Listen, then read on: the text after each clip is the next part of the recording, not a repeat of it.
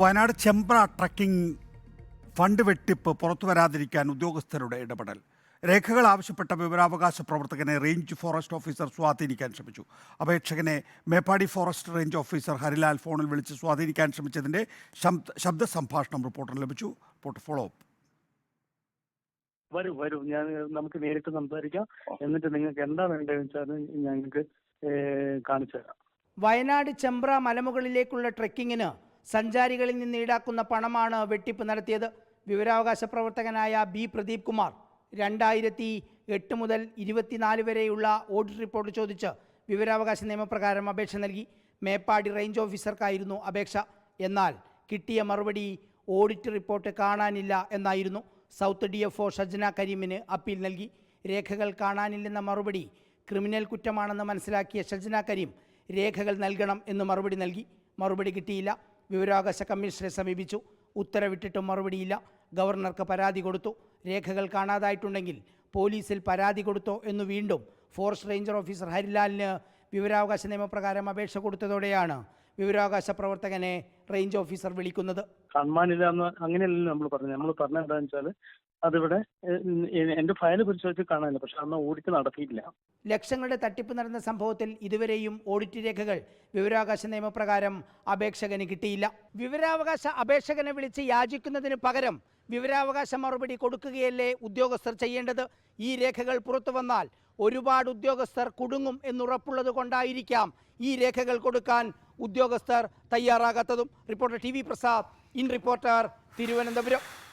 TV Prasad തുടരുന്നു. TV Prasad, കാര്യങ്ങൾ ഒളിപ്പിക്കാനുള്ള ശ്രമം നടക്കുന്നു. ഉറപ്പായിട്ടും നികേഷേ, നമുക്ക് നേരത്തെ അറിയാവുന്നതുപോലെ സുഗന്ധഗിരിയിൽ നടന്ന മരം കൊള്ളയെക്കുറിച്ച് നമുക്കറിയാം. സാധാരണ ഈ വനത്തിൽ നടക്കുന്ന കാര്യങ്ങൾ ആരും നാട്ടുകാരറിയുന്നില്ല എന്നുള്ളിടത്താണ് ഇത്തരം അഴിമതികൾ കൂടുന്നത്. സാധാരണഗതിയിൽ നാട്ടിലൊരു സംഭവം ഉണ്ടായാൽ അത് എളുപ്പം ആളുകൾ അറിയുകയും അതിലേക്ക് ശ്രദ്ധ വരികയും ചെയ്യും.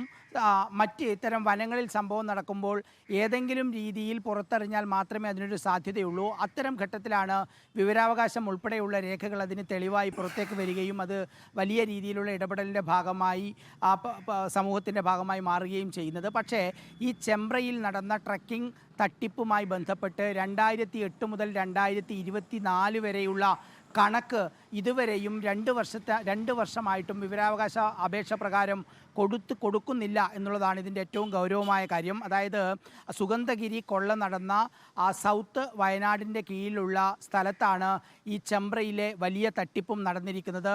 സുഗന്ധഗിരി മരം കൊള്ളയ്ക്ക് പിന്നാലെ അവിടെ വന്ന ഏറ്റവും വലിയ തട്ടിപ്പ് എന്ന നിലയിലാണ് ഇത് ശ്രദ്ധേയമാവുകയും ചെയ്യുന്നത്. ഒരൊറ്റ കൊല്ലത്തെ കണക്കാണ് പുറത്തു വന്നത്.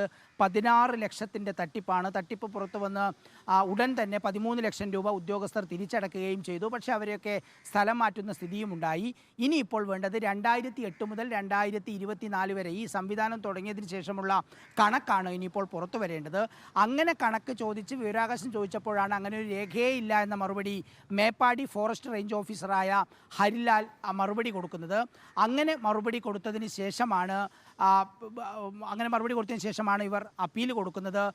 വയനാട് സൗത്ത് DFO ഷജ്ന കരീമിന് അപ്പീൽ കൊടുത്തു. ഷജ്ന കരീം അത് വലിയ ക്രിമിനൽ കുറ്റമായി മാറാൻ സാധ്യതയുണ്ട് എന്നുള്ളതുകൊണ്ട് രേഖകൾ കൊടുക്കണം എന്ന് പറഞ്ഞു.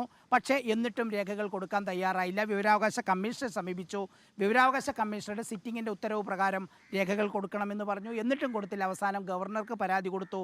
പിന്നീട് ഇതേ മേപ്പാടി റേഞ്ച് ഓഫീസറോട് അങ്ങനെ രേഖകൾ കാണാതായിട്ടുണ്ടെങ്കിൽ പോലീസിൽ പരാതി കൊടുത്തിരുന്നോ എന്ന് ചോദിക്കുന്ന സമയത്തിന് ശേഷമുള്ള ഓഡിയോ ആണ്, ഫോറസ്റ്റ് റേഞ്ച് ഓഫീസറുടെ ഓഡിയോ ആണ് നമ്മളിപ്പോൾ കേട്ടത്.